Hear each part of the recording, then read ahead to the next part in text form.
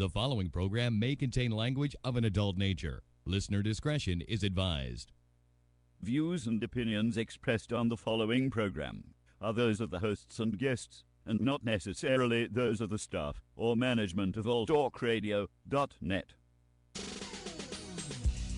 think it's the banning of We are anonymous. And if you don't know, you better ask somebody. My boy Maxwell Silverhammer and my bottom bitch Nerf Man will set you straight with some good old true shit and none of the shit that irks me.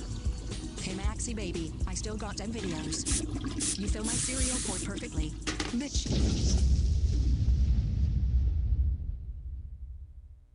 Ah, yes! Finally kicked those fuckers off the air. It's about goddamn time. I got sick of those fucks. Yeah, that G.J. Jerkman and Maxwell Silverhammer with all their goddamn anti-corporate You know what? talk. I'm just be happy. We're gonna go celebrate right now. I think we should go do some golf and butt fuck one another. Oh, that's the greatest.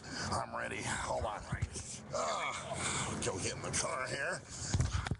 Get the hell in the other side. Another side. There you go. There we go. All right.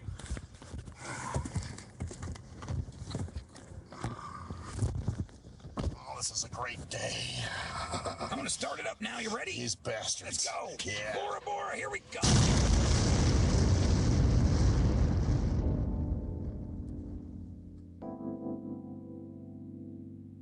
It's the STIM Radio Show. Maxwell Silverhammer, G.J. Jerkman, Cruise Control, and G Motor. Do you smell fire? I think somebody lit a cigarette. No, it's the hottest radio show on the internet. So keep it locked here from 7 to 9 for the STEM radio family ahead of their time. And now it's lesson 1, man, this is lesson 2. No format because they keep it fresh and new. And this is what I call HQ. Hey, Wimp, you're a musical genius, man. They can't paint it like a basic. But if the content is making you sick, take some Dayquil. And if you think that the jocks sound quirky, allow me to introduce you to the shit that irks me. Welcome to the STEM Radio Show. And I would say something nasty about the man behind the mic, but we'll leave it all up to your imagination. Maxwell Silverhammer. Oh, so for once you did not have anything? No, I had stuff, but I'm going to leave it up to their imagination this time. Okay, so now you're trying to let them be creative. I want them to be creative. We got a creative audience out there, I know it. You know, speaking of being creative, when I got here, I had to take... You know, I didn't really eat anything too spicy today. The only spicy thing I really ate, which was really spicy, was a bag of spicy Funyuns. You know, the hot Funyuns? I've never had them. Oh, they're good. They're that spicy? Oh, fuck yeah, because when I was on the bus, my stomach was like a coffee pot, and I'm like, as soon as I get to the station, I gotta shit. That's why you hurtled your way back there. Yeah, oh, fuck yeah, because it came, and it was like biscuits and gravy, because it was like real, you know, like thick, like it wouldn't quite, you know, I'm like, oh my God, this is going to be a thick shit. I hope it's, you know those non-satisfying shits where you have to shit, but it won't quite come out? Wow. You know, and this is how you're starting it off. Oh, your yeah. biscuits and gravy. My biscuits and gravy shit, you know? Wow. And so like I said, it was like this thick, I'm like, oh man, dude, I hope this, it's like putty, you know? I know what you're talking about. It's like squeezes out. It's like those, when you take, I don't know if you've seen these, but the Play-Doh toys. Oh, hell where they yeah. push it through and they make a star out of it or whatever. Oh, yeah. That kind. Yeah, It just exactly. kind of goes to the form or whatever. Oh, it's like, you know, you're pushing, and it's Right. like, okay, nothing. And then finally, your sphincter gets these like violent spasms. Like a tube of toothpaste. Exactly, and just starts shooting it out there. And even when it was coming out, it was just thick, you know, like really sludgy shit. So anyway, that's... I got a surprise for you. Oh, yeah? Tomorrow night. Oh, wait a minute. I think I know what it might be. You do? Is it a gun? No. I don't know if she's going to be. Okay. I left her a message, and I haven't heard back from her yet. But it's someone else. Oh, really? Someone that contacted me. And they're bringing me something. Really? Yeah. I was totally shocked. And we haven't heard from him for a while. And another surprise coming next month is Kurt's coming back to town. Oh, really? Yeah. Well, Kurt's usually pretty good at contacting me. So. Yeah, so he'll let you know. I actually contacted him yesterday. I said, hey, you know, how's it going and everything? He said, oh, I'm doing good. He goes, yo, I'm going to be back in town next month. He goes, I'm going to swing by and hang out with you guys. Shit, I'm going to have to write him on Facebook then. Yeah, so he'll tell you. But there's someone else coming tomorrow night, which we haven't seen in a long time. And it's a guy? Yeah. I'm guessing it's... And he's a really cool guy. I mean, a really cool guy. And when he's on and talking, I mean, he's a good talker. Could it be Bad Boy? No. He never worked the boards. I'm trying to give you a hint. See if you can get this. Okay. Because you're usually pretty good at remembering. Okay, let me see if I can give you a hint. And he's a good talker. Yeah. He always said he saw a dark side of me. Mike? No. I know there's somebody. When I say this, you go, oh, yeah, that. Dark side, huh? He gave me Darth Vader because he said it reminded him of me. Huh. And it still sets right here. He said, oh, wait a minute. Yeah, I think you may have it. Apollo. No. No? No, not Polo. Santiago? Yes. Oh, no shit. Yes, he's coming in tomorrow night. Really? Yeah. Is he bringing Bunny Rabbit with him? I don't think they even talk. I didn't Really? discuss that with him, but he's bringing me a board. Remember, he has a board. No shit. He goes, man. He goes, you know what? He goes, you deserve this. He goes, I got this board. He said it's been sitting around. He was going to sell it to me a while back, and we kind of lost contact. Right. He goes, I'm just bringing it in. He goes, you deserve it. You can have it. Wow. And I said, well, you going to hang out with us? He goes, yeah, that's what I'm coming in for. That's fucking cool, man. Well, so get ready Master for some Yoda. Get ready for some deep shit. Yeah, man. he's really deep. Because he'll take it deep, and you're just like, oh fuck, man, I didn't expect that. But he's a good talker. He knows his shit. Okay, yes, yeah. When you said good talker, that's funny. Yeah, because I forget when you'd be rolling the outro music. He can keep on going. He'd continue talking. You're like, dude, all right, man, we're going We're out, man. leaving. This is it. So anyway, yeah, today was like a day of dumb drivers, man. I had like 2 dumb fuck drivers today, and one was this fucking dumb Dune Coon motherfucker this morning, and he was just the problem was he wasn't listening to directions. He was an old fucking Dune Coon, old ragged, and so we're like on in front of my work there, and he's like, how do I go? Where's this place at? And I'm thinking, well, dude, You said it like that? yeah, just like that. Where's this place at? So I'm like, well, you're gonna have to do a U-turn here in the middle of the street. So then he finds it, and so we pull in, and he like stops, like right in the driveway, and I'm like, okay, Like man, this, he just been stop. just exactly, just put the brakes on. Put And I'm my like, hand in front of the well, camera. that's kind of what I figured you did, like a visual representation of it, yes. Yes, representation, whatever. And so he just kind of stops. And I'm like, you got to go towards the back. And he's like, what is the business called? And I'm thinking, well, you're not going to see it because it's inside the building. Right. So I just need you to take me to the place, the drop-off point, which was between buildings B and C. And so he's like, what is that? And I'm like, go around back. So he goes around back, and then he goes, are you going upstairs? And I'm like, yeah, I'm going upstairs. And he goes, oh, here's where you need to be. And he stops. So then he gets off. I get off. Right. And I know it's not the right place. There's like some steps that are going up. And I'm like, hey, man, this isn't the right place. And he's like, but isn't it between building A and B? And I'm thinking, you dumb fucking, read your goddamn manifest there, Ezekiel. Your manifesto. It's a little, it's what does your shit say? And I even said, what does it say, man? It's between B and C, right? He's like, oh, okay, my mistake. I'm So sorry. would that be B plus or C minus? B plus and C. Well, no B plus for his ass because he was just. But then finally he found where he's supposed to drop me off after I told him like 6 times. I said, look for Well, mail. to his credit, it is sometimes hard with some of the buildings. I mean, they just look fucked up. I mean, I know they do, but when I give you specific between buildings B and So C. you just stop there and you'll do the rest yourself. Right, exactly. And I said, look for black posts. You don't have to take me directly to. Obviously, where I work is inside that building. You're never going to see that unless you can make that bus fly and drive through buildings. Maybe Shitty Bang Bang. Oh, maybe so. Yeah, or fuck Knight Rider or something. Yeah. Driving right through a fucking building and flying. But so anyway, he finally got me to the right place, and I'm just like, oh, good, goddamn. Then tonight we had fucking, hee-haw bitch, Reba McEntire. Yeah. She was fucking dumb. All right, so first she starts off. We gotta adjust this motherfucking mic, man. Keep dropping on you? Tighten that bitch up. It's still not really super tight. Tighten that baby I'm gonna up. really There you go. tighten Tighten it this up. motherfucker, There you man. go. How about Wrestle that baby. How about I'm, like, Pretend you're strip home it. playing with it. Oh, there we go. Strangle Make the it real bastard. tight, man. Yeah. Put There a you go. grip on that bitch. So anyway, so she comes. First of all, she's down at the wrong fucking building. Right. But I hear the engine, so I walk out, and she comes walking up to me, and she's like, "Are you Max?" I'm like, "Yes," and she's like, "Are you Max?" Like she didn't hear me the first time, and I wanted to say, "Are you deaf?" So I'm like, "Yes." So she's like, Okay, hold on. Let me pull up. So she pulls up. I get on, and there's 3 old ladies on the bus. Passengers. Wow, that was like a. that was like Tinder for you, Hey, wasn't it? they were loving me too, because I was like, I get on, and I was about, I usually sit in that first seat when you first get on. You had granny loving going on. Oh shit! She was sitting. The lady was sitting right there. I was like, "Whoops, sorry." And then I go to the next seat. There's another lady in that seat. And then I go to the seat behind that. There's a lady in there. Wow! So wow! You must have been having. You're gonna go home and have wet dreams. I think. Even better. So then the driver's like, "Well, if you just would slow down for a second, not be in such a hurry, I can show you where you can sit."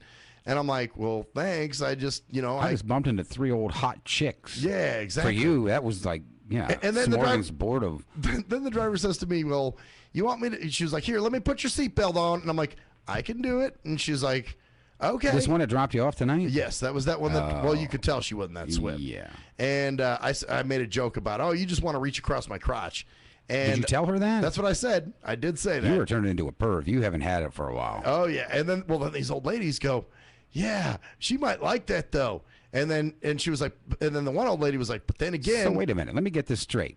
There was you, 3 older ladies, and the driver. Yeah, we could have made a sandwich. So it was just all just all old women. Yeah, man, we could have made a sandwich in that bitch. Oh man, and you could have been their little young boy toy. I'd have been the double-decker pecker, man. Wow. So, but then the one lady was like, "Well, I guess." Did a yum gum gum. He wanted to sit on my lap, or what was it?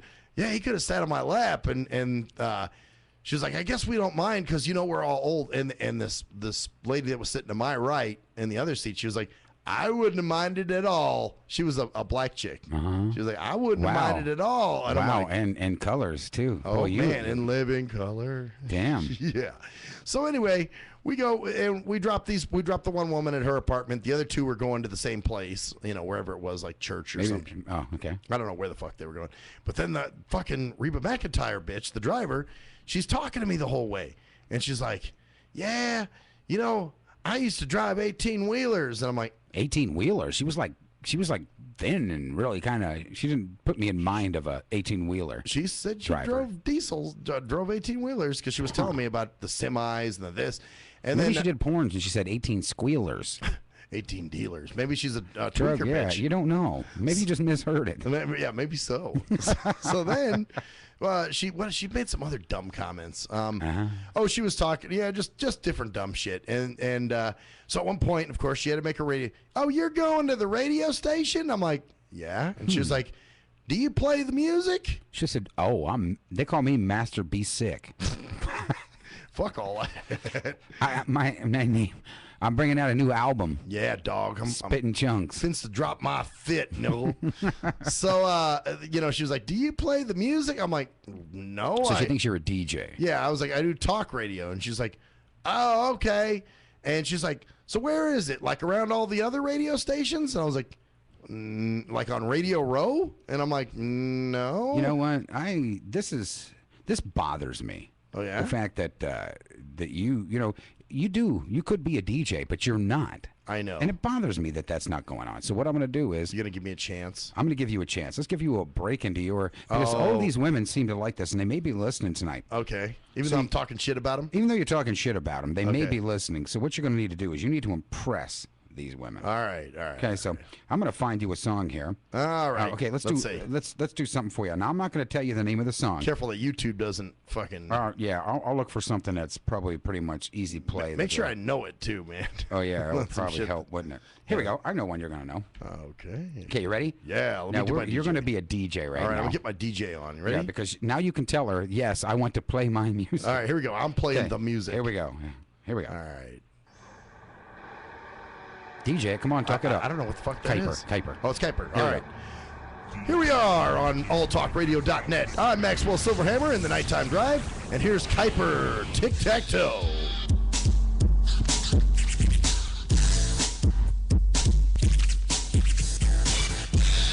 That was... Oh, you want me to go again? What do I play with? You got to be a DJ here. Now do some scratching for us. Oh, okay. Yeah, there we go. Go. Yeah. Go, Master Mix. I've never. Yeah, that would be. Wow. scratching. That's funny. You're like trying to, no, man, do the scratch. I'm like, oh, you want me to do that too? Oh yeah, get into it like a DJ would. I was frosty, man. Sorry, I'm in Frostville. Now you can tell her yes. But it was funny because she was telling me, she was like, you know, I guess she was talking about her husband a little bit. But then later she's like asking me when I get off work. And she's like, do you work there? I'm like, yeah. The married woman of these days. You know what? It's They're like willing to fuck everybody. Married women, keep your pussies in your pants, okay? Keep it for your husband. Share That's that the whole stink thing. box with your husband, not everybody else. Even you women that have guys, if you're not married, fiancés, boyfriend, you're connected. Keep your pussy for your man. Exactly. Don't give it to me. If I was single, I don't want your shit if you've got somebody. Right. I mean, what? I got to share you with somebody now? No, fuck that. Well, there are a lot of that going on. Well, yeah, obviously, but then again, she's white trash, so you know you kind of expect it with that culture. I don't think there's any trash anymore. That's true. Everybody kind of just has a universal. I think it's all at a level playing field at this point. If you're trash, you're trash. That's it. Yeah, you're right. I don't think there's white trash. I don't think there's ghetto trash. I just think it's all trash. But she was just dumb. She was fucking. I mean, like I said, she was kind of in a roundabout way. You know, asking me when I got off and just other questions, and I'm just like, bitch, are you coming on to me? Because she must have been. You're married, and I'm not interested, so fuck off. Wow, it's kind of fucked up, though. Yeah. You got a man. You got cock. Go home and take it. Well, that's what I'm saying. And then she was telling those other ladies when they were on there, because they were talking about they were nurses at one time. Right. And she was talking about her Well, they were probably single, though. Their men probably died. Oh, yeah, most likely. Yeah. But she was talking about an obstetrician or something like, or her obstetrician, and she almost sued, and she said that, I was pregnant. And then I'm thinking, holy shit, you actually gave birth to something? Wow. Fuck, that's when you pray for SIDS, man. Which one? The driver? The driver, yes. The driver. Because you definitely don't want her reproducing. Apparently she did. I know. That's what I'm scared of. That the fact that frightens you? That there's something that crawled out of her pussy that is living on this earth. Wow. You know what I'm saying? That's just like, wow. You should make a movie out of that. You know what would be fucked up? Huh? Is that if you find out later on that your mom and dad adopted, and she was my mom. She was your mom. Well, it might explain the blindness, all the drug use and all that other shit. Oh, and then she says to me at one point, "Well, my husband and I are going to see Boston and Styx," and I was like, "Oh yeah, Boston and Styx are together." I said, I saw them years ago playing together. Both bands, at a same concert. And I was like, oh, I saw them years ago. And she's like, well, it's actually not the real bands. It's a cover band. And I'm like thinking, well, if it's cover band, then you're not going to see Boston and motherfucking Sticks. You're going to see a cover band who has to, which I don't give props to cover bands anyway. It's like, oh, wow, you can sing someone else's song. You're a non-talented piece of shit. And she was like, yeah, but there's one singer or somebody from Boston actually who joined them. And I'm like, oh. So one of the originals joined them. Yeah, pretty much. Okay, well, then that makes them Boston. They're boss. That makes them boss. They're boss, yeah. That's no what it is. I'm just boss. Fuck the ton. They don't get a ton. So anyway, then, of course, when she drops me off here, I get off the bus. She come blasting in the door. Oh, and just talking loud. Yeah. Oh, there's Are you okay, honey? Yep. Watch out for...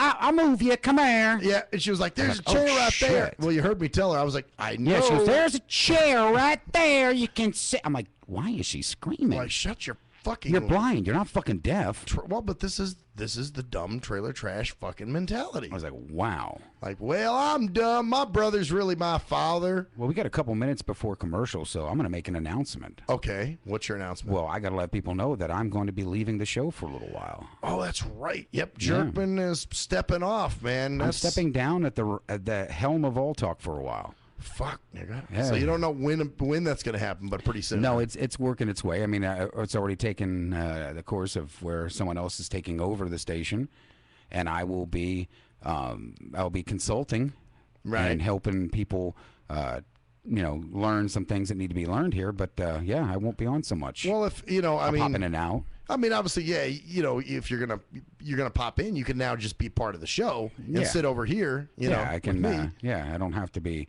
running things and doing stuff like that anymore. So people can actually see what you look like. Wow, fuck. You don't want that. That's what I'm saying. I'm like, you're gonna like scare away my audience, man. Well, I probably will because they're used to seeing hideousness and yeah. They might say, wow. we've been looking at a talking penis for ages now, and there's a man sitting there next to that talking penis. Now this man actually, well, he sounds like he has a dick in his nose, but he doesn't really have a dick in his nose. He can't be because a dick's sitting next to him. All right, we'll be right back, bitches.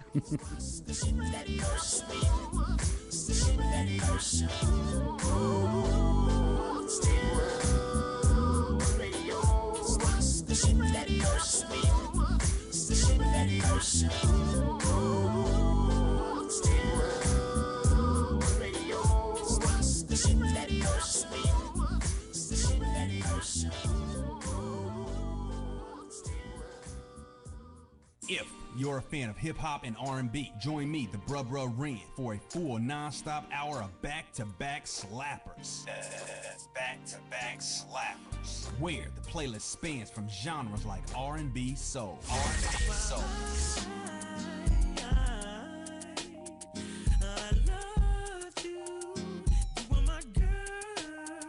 Hip-hop bangers like. Sitting on 25 mil, I'm in the building and I'm feeling myself. Rest in peace, Mac Dre. I'ma do it for the pay, okay? Getting paid, we'll holler whenever that stop. My team good, we don't really need a mascot. Classic throwbacks like. Well, I'm peeping and I'm creeping and I'm creeping. But I damn near got caught, cause my beeper kept beeping. Now it's time for me to make my impression felt. So sit back, relax, and strap on your seatbelt. You've never been on a ride like this before. Every Friday night at 9 o'clock Pacific Standard Time. And Saturday at midnight Eastern Standard Time. Only on the Tough Love Show on J&J.FM. Hey, most people don't plan to fail, but a lot of people fail to plan, and it really don't have to be like that. What you know about an IRA or a tax-deferred 401k? What you gotta pay to the government? Ever heard of a tax-exempt retirement? That's info most folks don't know. What you gonna do if you live too long? What you gonna do if you die too soon? Can your spouse afford the house? Will your family go bankrupt if you get sick? You got a plan in place to cover medical debt? I'm not talking about Advil, I'm speaking on long-term ill. You ever seen a bill from that home where Big Mama went to live? It's like $73,000 a year. How you gonna pay for that? How you gonna pay for that? How you gonna pay for that? How you gonna pay for that? You work hard every day, but you really don't like it. You're looking at a retirement crisis. Got a good education, got a good job, got the age and the time, but still got robbed in 2008 when the market crashed. Wanna tell your boss to kiss your bus pass, but you can't cause you upside down and your savings on life support right now. Said you can't cause you upside down and your savings on life support right now. So you wake up in the morning and you put on your game face. Then you run out the house late, headed to the same place.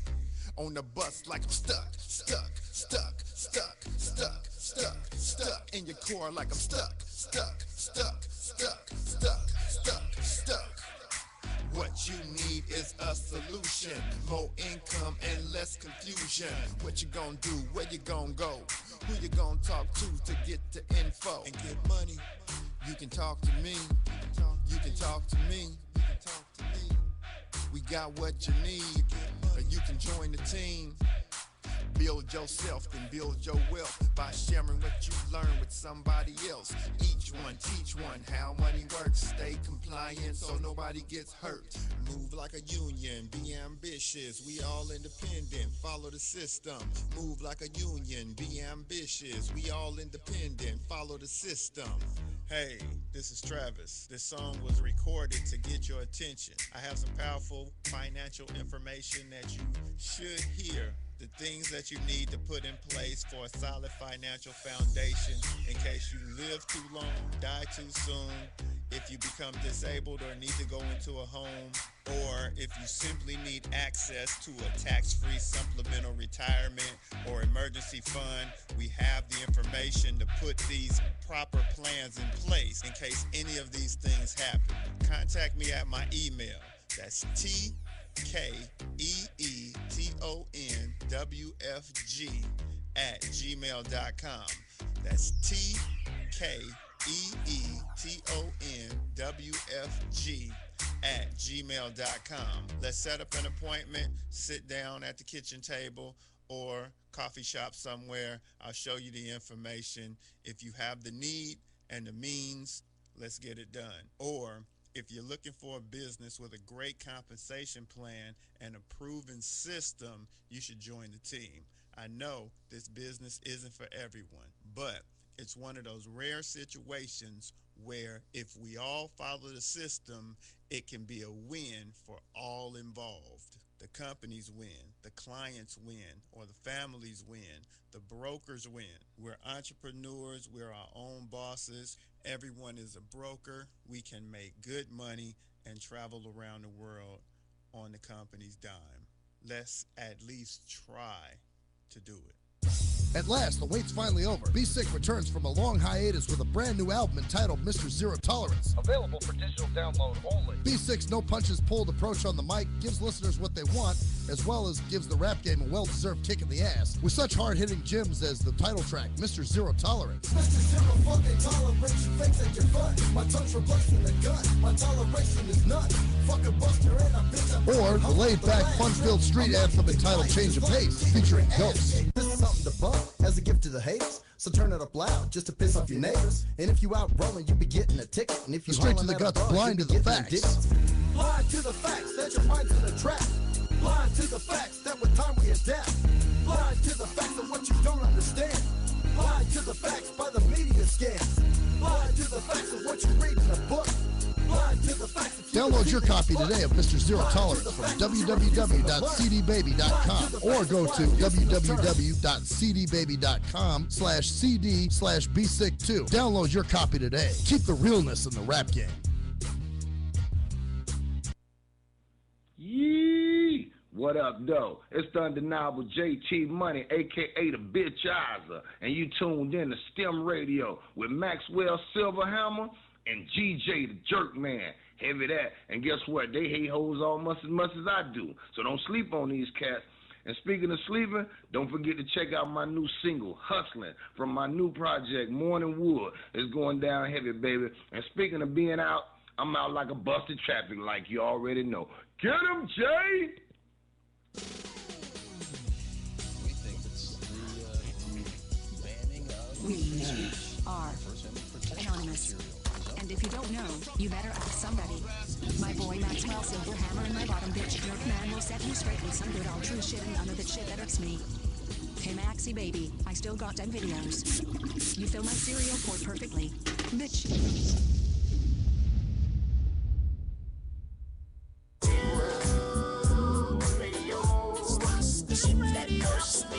Back to the STIM Radio Show with the salt and pepper of love, Maxwell Silverhammer and Clarence Harris. You know, how does this keep happening? You know, this just it's weird coincidental shit, you know? You walk out and there's Clarence still here from his show. So, you know, I was like, hey, man, you want to come on in and book? Because, you know, we have an open door policy on our shows, man. Thank you. You know, like, well, for you definitely have, for me, you have an open door policy on my show. So, and I guess it's the same for you on the Block Report. But you don't ever come on my show. Man, you know what? I didn't get your text tonight. No, it's because I'm black. You're right. God damn it. You got it. You know what they say, Clarence? I can find a lot of other reasons to hate you other than that. But he can't see color. Yeah, exactly. Oh, shit. You can't play that one. Oh. So, you know what, man? What we're going to do next week, next Thursday, we're going to combine both of our shows. So our party is going to be a 3-hour fucking rant fest about the Great Divide, whether it's religion, whether it's race, whether it's sexual orientation, all our little feelings about all this shit. And people are going to be welcome to call in. We will welcome call-ins and Skypes-ins and, you know, you guys can talk about the pigeons. flag, all that shit. Oh, yeah, a lot of shit's All going these to be people covered. wiping their ass now with the American flag. And you see this?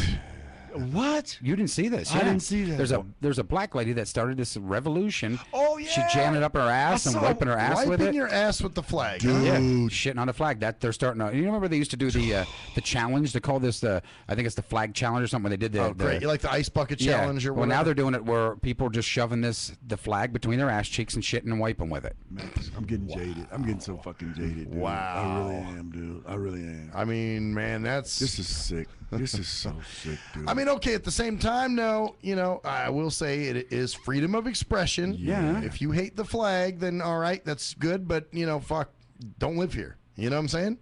And that's what I'm saying. You guys are nice. I say if you hate the flag, just kill them. Fuck it. Just kill them. Fucking kill Well, them. there's other people we should kill. Okay. So like fucking Although HOAs. I don't condone this on this station, killing people. No, you know what? Actually, I wanted to get. Speaking of that, I was going to get into HOAs, homeowners association. Now, Clarence, where you live, do you have an HOA? Hell to the yeah. I Who lived the with hell them all doesn't of my anymore? life. They're Don't you the hate best. those Nazi fucking son of a Let me bitches? tell you what they did to me. I buy this big old beautiful house up in Piccoli Ranch, so I would want to put a jacuzzi in it. Okay. So I call the people up and they say we can put it in. I pay them the money, so they come and they put the big pile of dirt out in front of my house. So I get this phone call about 5 o'clock going, the cops are here. They've got a cease and Cops? assist. Yeah, they sent the little plainclothes server there. Oh, you got a cease and assist and blah, blah, blah. So the lady goes, Mr. Harris, you didn't check with us and you cannot do this. That was the first house I'd ever bought. I didn't even know that. And I go, who in the hell are you? She goes, I'm with the HOA. I go, what the hell is an HOA? This is my house. I'm going to put a hole in the... Right. I own the son of a bitch. I put the money down for it. Well, I learned. You don't know. Yeah. That was my introduction. You know what, to dude? I'm gonna HOAs. start calling you the Dirt Desperado, man, because obviously they're calling cops on Come you for on, some you can dirt. you can actually have a delinquent bill with the trash people, and they can come in and seize your home because of it. She told me. Yeah. She told me. She said, "Well, Mr. Harris," she said, "we have to check, and I'm sure it's going to be fine. But however, we don't meet for another month, and then we'll pass judgment, and then you may be able Pass to- judgment. Pass judgment. A bunch Yeah, of that's what it assholes is. are gonna and sit there then and you Well, can it is start. passing judgment. well, yeah, but it's you want those people judging? It's like a bunch of retarded people, like. See, with mine, it's more like this. I have a skylight in my bathroom, and it's broken. I mean, you could see right through the fucking thing. The glass is knocked out. So, anyway, I called my HOA, and the guy said, well, yeah, I do have a list of broken skylights over at your property. So I'm thinking, okay, so dude went and took a tally of how many skylights are busted over here in my complex. So he goes, yeah, I got to check and see if it's something that we would pay for. So anyway, I got a leak in my roof too. So I said, because the leak's in my bedroom and the skylight's in the bathroom. So anyway, long story short, the roof guy finally comes. I set an appointment. The guy calls me, whatever. So he comes out, and I told the roof guy, I was like, man, so what's the deal? He's like, well, we can replace your skylight, but you're responsible for it. And I'm like, wait, hold up. How am I responsible for something that's outside? It's on the roof. And he goes, well, I mean, we charge $750 to fix the fucking skylight. And I'm like, okay, I think this is an HOA issue because they've done this shit before because they are technically responsible. Like a few years ago, man, and the problem is you get these new people in there that try to make the rules. So nobody fucking knows, they just bend them to meet their agenda, basically. So people have agendas? Yeah, they do. Many agendas. Those people got power. They have lots of power. Don't kid yourself. I know. Well, see, here's the thing, though. Because a few years ago, I had my roof leaked into my living room, and it was just a stain on the ceiling. But anyway, I said, well, you guys got a leak here.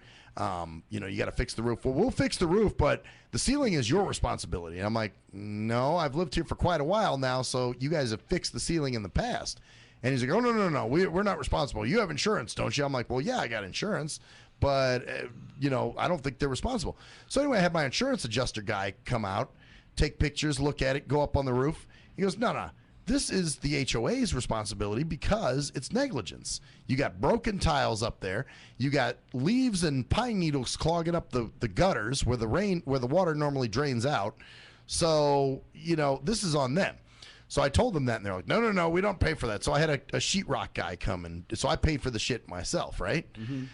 Years later, there's a new woman working there, and she tells me, "Oh no, we do fix the ceilings." And I'm like, "Give me my money back." Yeah, I should be, all the motherfucking dues that I pay. Give me my money back.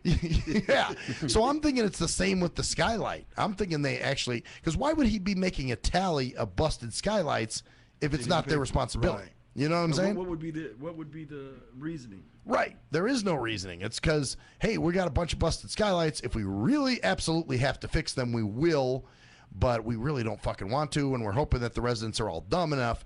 Because I'll tell you what, I think I'm the only person in my complex that actually owns my unit and lives in it.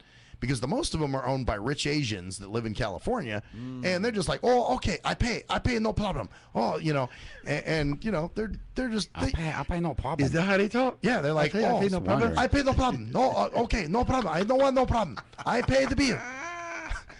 So, they don't give a fuck. They don't give a shit. And they're rich. They got a shitload of money, from whatever, whatever they fucking were involved in. Probably like, They own America. Yeah, pretty much computer sales or whatever the fuck they're doing. Some electronic business they have. Waldorf Astoria. Yep, pretty much. Stuff like that. Yep. Enron, the shares of Enron they owned. Shit like that. But they're like, so meanwhile, you got me, who's actually living there, who's been living there since they were apartments, who knows the fucking rules, but they want to sit and argue with me on this shit. And so I have an insurance adjuster coming tomorrow, but I guarantee, when she looks at it, I want her to tell me that that's the HOA's responsibility, because I will fight that shit. I'm not going to take the dick like I did last time and be like, okay, you can fix this. All right, I'll fix the seating. So you're going to finally lay it down and stop them? Yeah. Well, I mean, it's like, hey, wait a minute. Now, this is something, They've been pushing you for a while now. Yeah, but look, I fought the balcony thing in one, didn't I? Not really. You split it up. No, we didn't do anything. Oh. Because, see, look how stupid they were, Jerkman.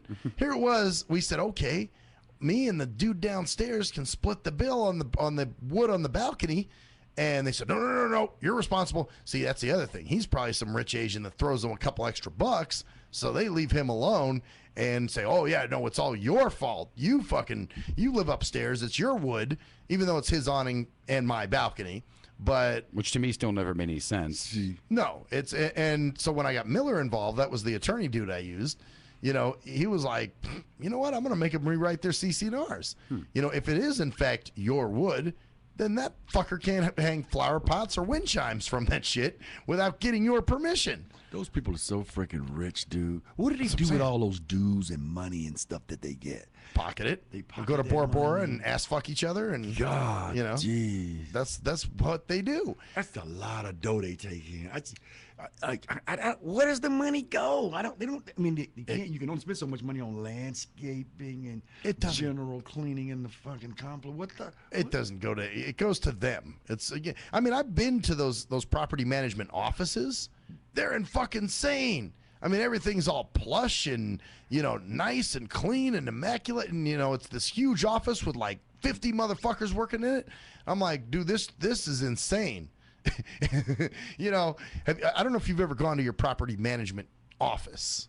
You know what I'm saying? Like to pick up a pool key or something, or, pay your. It's always nice marble floors. Yeah. Oh, so you've seen them then? Of course, yeah. The high-end artificial plants and shit. No, this shit it's staggering. It's like not the stuff you get at Big Lots. Yeah, not the Big Lots. No. This shit, like you said, man, it's all marble desks and leather chairs and silk flowers. Oh yeah. Oh yeah, they do it up. But of course, when corporate Jim's digging his teeth into the marble, it's not the Formica anymore, Jerkman. When he's getting piped from behind. Because that's what they do. A lot of those corporate fucks are closet homosexuals, man.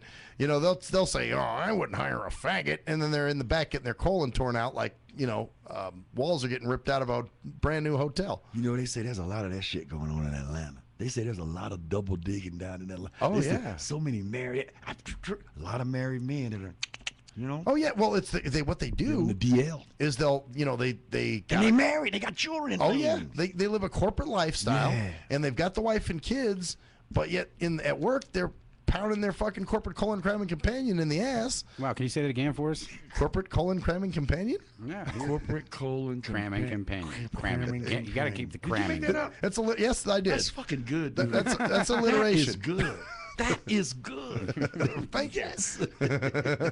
Yes, they're colon cramming companion, and that's what they're doing. His ass ramming assistant, and this is the shit they do, man. He wants to, he masquerades like the Christian corporate, all-American guy, and meanwhile, he's spending all this time with his male business partner all the time, and they're always going to lunch together, and Jim. Not Red Lobster, right? Maybe Red Lobster. Well, they would go a little higher end, I think. They got more money. Red Lobster, that's for the sister girls. Okay. That's for the sisters. Leave that alone. Don't fuck with Red Lobster. You take him to Red Lobster, mama, he gonna marry me now. Don't fuck with this one. He took me to Red Lobster. That's marriage. Hey, that's a racial stereotype. I'm sorry. I can do that. That's marriage in my hood. That's marriage. You don't take them there unless you plan on marrying them. Good rule of thumb.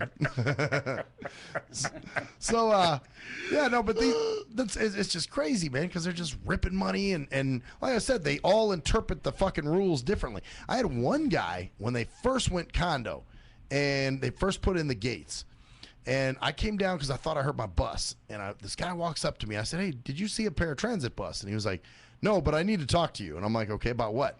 And he says, "Well, you're going to have to start waiting for your bus outside the gate." And I'm like, "What? Well, why?" And he's like, "Because the weight of your bus damages the blacktop." And I'm thinking, you motherfucker, there's garbage trucks that come in here. There's work trucks that come in here. And I was like, that's what I told him. I was like, dude, work trucks come in here. There's all kinds of big-ass trucks all fucking day. And he's like, well, yeah, but it's one thing if you had a U-Haul truck, but a paratransit bus is a different thing. And I'm thinking, is that like a slight subliminal reference that I should move out? No, I think what he was saying is they'd rather have a 10-ton truck there picking up garbage than they'd rather have a half-ton truck there picking up a goddamn human being. Well, and those buses aren't as heavy as some of those trucks, for sure. Of course not. And who the fuck sits around and goes, oh, man, that bus is really damaging the blacktop. I could tell where it was parked. So I told him, I was like, dude, you can't do that. And he was like, oh, yes, we can. Look, let's not call it a blacktop anymore. That's a little racist. That shit is, you know what, Joe? Should we call it a coon top? Yeah, because it's stupid. You know why? Because it's just so fucking stupid that anyone would even sit around and think about the weight of a vehicle on the ground. Right. Like this dude would do that. Who sits around and calculates? That moron. Who sits around and calculates this shit and comes up with these crazy fucking... So this is the thing I'm talking about. People come up, and last year, you know what the big one was last year? You remember this, Jerkman, where they were going to start closing the pool at 10 o'clock at night? Mm-hmm. And they had that fucking... She wasn't even she was a renter. But you know what? You get those people. They're run to be wannabe cops. Yeah, they are. And she was taking pictures of people at the pool. Going, I work for the homeowners association. One of those busybodies out there and making them feel like they're something special when they're truly not. I got my snitch jacket on just for the HOA. You can't do that. Yeah. Who are you? You don't need to know. I work for the homeowners association. I'm a secret agent. She actually did say, I work for the homeowners association. So I wrote... I work for the homeowners association. Yeah. She have a homeowners association badge and a taser. Actually, that's funny because the guy that was there with his family, he asked her that. He was like, where's your badge? You got a badge? Where's your credentials? Yep. He did ask her. Then again, we all know anybody can print a badge off the internet and make your own Where's shit. your Pinto? I know you got your Pinto out there. Where is it? Oh, I did one better, though. I emailed my property manager lady, my property manager lady, and I asked her, I said, does this woman work for the HOA? And she wrote me back. She goes, no, she does not work for the HOA. And I said, she was actually wrong for taking pictures of you guys, and we explained that to her. And I'm like, okay, I'm glad that somebody fucking put her in her place. But they just make, they make whatever rules they want, whenever they want. And none of it makes any sense. It's just, to fit one asshole's agenda, pretty much. I love coming on this show. You know why? Why? Because, man, I got to tell you something. The quality of your shit is so much better than the quality of mine. Why do you say that, man? Because you have a good show, Clarence. I do. But, it's like I'm always just swimming in almost negative stuff. Like I was telling Jerkman today. Oh, and mine's not? Yeah. Well, yours is, I can live with, I can live with an asshole HOA situation. But, some of the stuff that I'm dealing with, it's just, to me, it's just crazy. So that's why I really love hanging around your show, because you have fixable shit. The shit I talk about, man, I'm starting to think it ain't fucking fixable. Man. Oh, I see what you're saying. It ain't fixable. I got you. So where you're on more of a political thing. Yeah.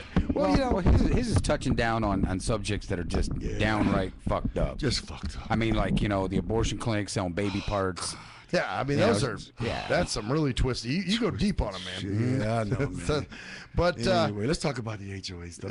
That sounds, it's fixable. Well, you know, that's the thing, man. And you're right, it is fixable if you fight it. But now it's not fixable right away. Like, you can't flip a switch and all of a sudden everything's good. No, those assholes will fight you, and that's what happened. They want their money. Yeah, and that's why when I got that attorney involved, he had to call him twice before we got any results.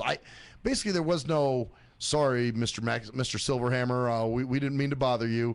But at the same time, there's been no letters, about the balcony and the wood, and you need to fix this, like there had been, that earlier that year. So now, they've kept quiet on that. But now the new thing is the skylight. They're telling me, oh, you got to pay for the skylight. And I'm like, I'm not paying for that fucking skylight. You motherfuckers are going to pay for the damn skylight.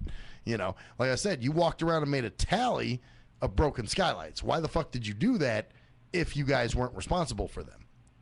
That'd be like you going, hey, they tallied it up so they could figure out what they're going to charge everyone. Oh, there you go. Well, to fix all these skylights, we're going to have to raise your dues. Yeah, imagine that shit. Please. Raise your due. Like, you motherfuckers, man. Can they really do shit like yeah. that? Oh, they'll try. They do it all the time. They'll try it. Yeah, they definitely will. And I'd they like usually to know, succeed. They sit there and say, it's a homeowners association. Of course, that's what the HOA stands for. Right. Who are these people that own these homes? And because, there was when I lived up on, at the end of 215 in Cheyenne, we had a homeowners association. One day, they always waited to the day of garbage day when people would go to work and you'd have your cans out. The garbage people would come by. They would take your cans and set them off to the side. They would come by and fine you for your cans still sitting there when they went through, which people were at work at that point in time. So, like, you can't, you're working. So one day we decided we were going to follow this bitch because she was all over everybody. We followed her. She didn't even live in the community. She didn't own a home in that community. Really? Do these people live in these because communities? Isn't that what it's supposed to be? Yeah, a homeowner in that area. Yeah, it's supposed to be a homeowner those in who that own community. homes there, yeah. But they was not living. They did not live there. Really? They were hired by, and get this, we tracked it back to Richmond Homes. Now, where's that? Which ran the HOA. I had a Richmond. Oh, so what it was is the company that sold you the house once again then created its own little bullshit thing to, after you've already paid them for the home, to keep collecting money from you. Oh, so this is how they make their money. Yeah. Well, you know what, that would make sense. So the company who made, built the homes that sold that to you now have rules and regulations on how you can live at it, and if not, they charge you for it. Well, you know what? See, and here's what it is for us. There's been different companies. We had Excellence Management. You remember when I smashed on them a few years ago because they were taking my dues. Follow them back. I bet you find out it's the people that sold the homes. I think you're right. Yeah. The people who actually converted those apartments. Yes. Yep. I think you may and be they right. start a little benefiting or keep benefiting because they've already sold the homes and made their money. Yep. They can't keep going back. But now, if they've created a homeowners association that doesn't like what you're doing and can keep charging you, well, think of all the money they make on top of it. Nickel and dime. Yeah. Just any way that they can. Just squeeze money out of you. Quarters, pennies, nickels, dimes. Yeah, we've traced it back to Richmond Homes, They'll which pull was your pockets the off ones and that built the whole all the homes in that area. Well, unlike you, when I realized how powerful these people were, and it didn't take me very long, I decided to just leave them alone. I don't mess with them anymore. Well, so I kind of just play by the rules. I'm just leave these people. But then I did make a mistake. I set up a cover out back, and it was aluminum, and it was already up, so there was nothing they could do. They couldn't tell me to take it down. But the guy says, well, we'll get a variance. So they took this down, and they went to the meeting, and they sent a letter going, oh, by the way, we approved your aluminum. Oh, thank you, Jesus. Well, Sahab. It's already up. Yeah, like I'm gonna go take it down. Like, okay, you guys didn't approve it. Shit, I guess I gotta go take it down. Take that Well, the down. fact they're even looking over your wall, those motherfuckers. How do they get all their pictures? They have helicopters, don't they? They got to. Probably drones. Okay, nowadays.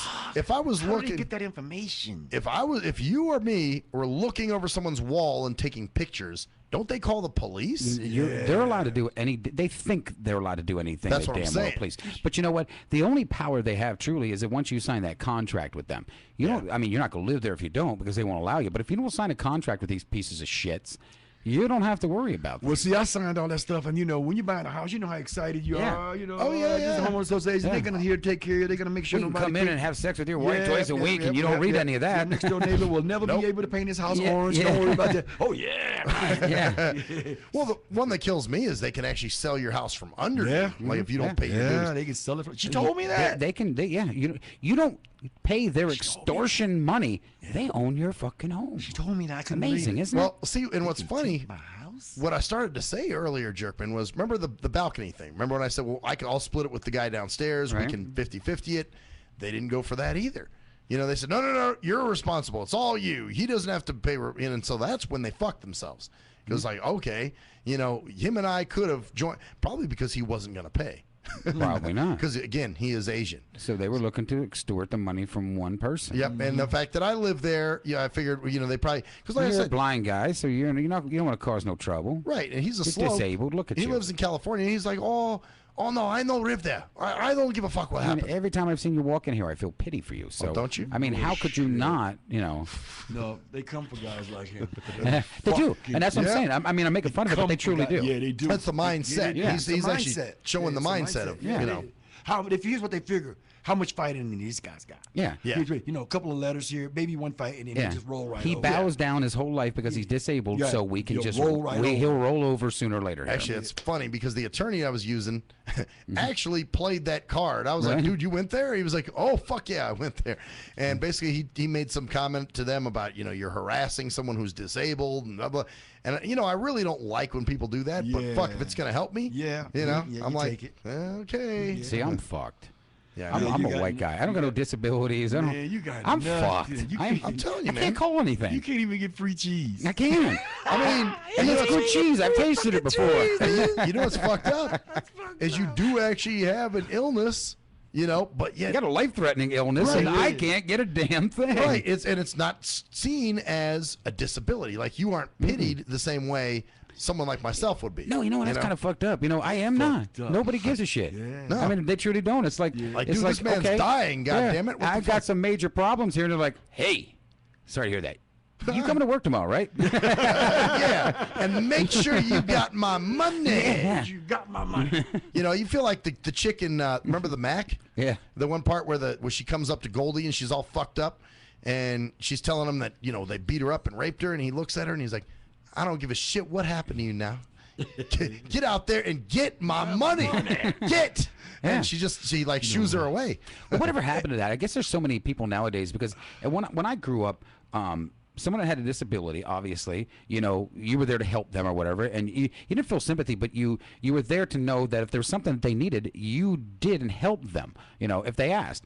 And people that were sick, I mean, you kind of went out of your way to being a little nicer to them, or just respect the fact that they were sick. Nowadays, it's not that way no more. Ooh, fuck you if you're You know sick. why? You can pull up on people and you can offer all sorts of benevolence. You can offer all the sorts of things to them. And you know what they think? They think you're appeasing them, and they don't like it. And you know what? What would happen if you were to do that to someone, and then they would just reluctantly just push that effort away, whether it be verbally and or Right. physically? Right. You know what? You don't want to do it anymore. I think society has changed in such where it's not really a good idea to help people, and it probably ain't a good idea for some people to accept it anymore. Well, you know what? You know what's bad too is when you actually feel, ambivalent about helping someone. You know what I'm saying? Like, remember how you guys talked about the whole, people they're scared to help you because Yeah, you're blind. that's what and I was I'm like, thinking well, about. But there still isn't even the same stigma. I mean, when I was a kid, and if I heard somebody had cancer, I would be like, oh my God. Sad. You would feel sad for that person. You would feel. Nowadays, you walk up to somebody who's like, hey, were you okay? No, I found out I got cancer. Oh, all right, cool. oh, damn, it You sucks know to what? be you. No joke. Yeah, it is true. Absolutely no joke. Jerkman, it's so funny you say that.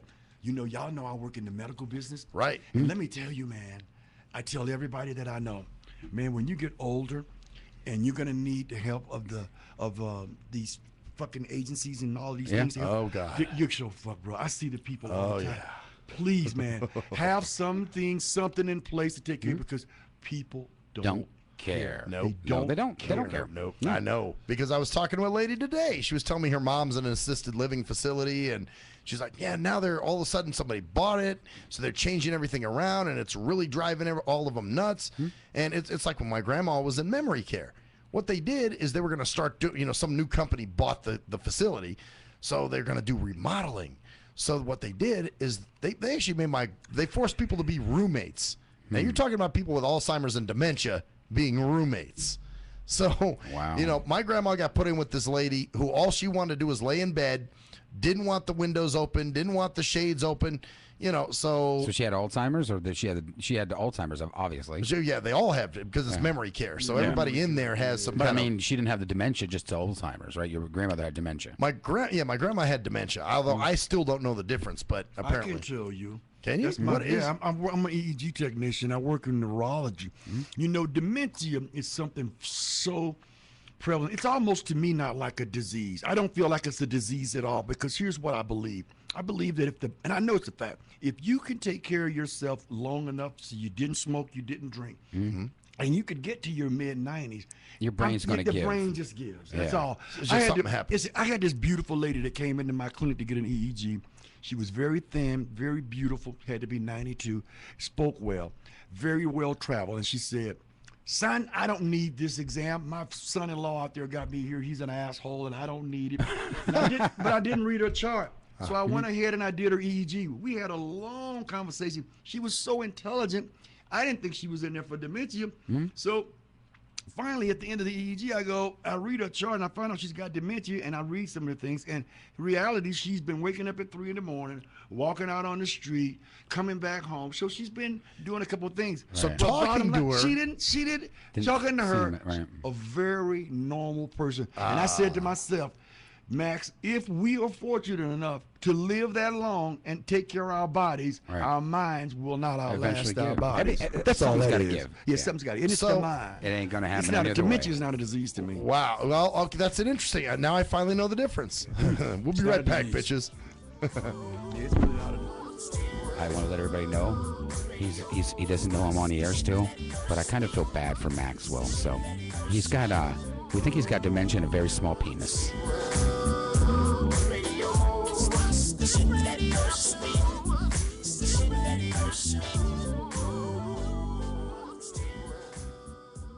If you're a fan of hip-hop and R&B, join me, the Bruh Ren, for a full non-stop hour of back-to-back slappers. That's back-to-back slappers, where the playlist spans from genres like R&B, soul, hip-hop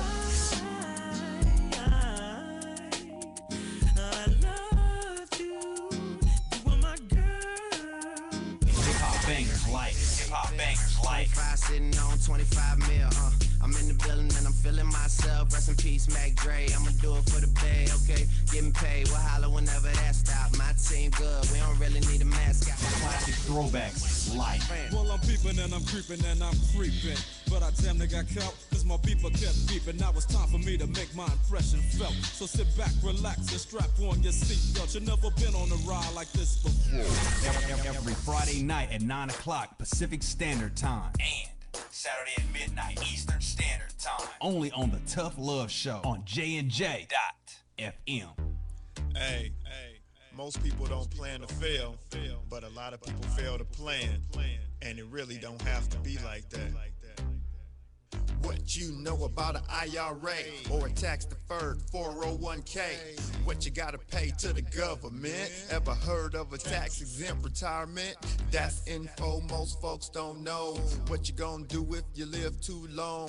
What you gonna do if you die too soon? Can your spouse afford the house? Will your family go bankrupt if you get sick? You got a plan in place to cover medical debt? I'm not talking about Advil. I'm speaking on long-term ill. You ever seen a bill from that home where Big Mama went to live? It's like $73,000 a year.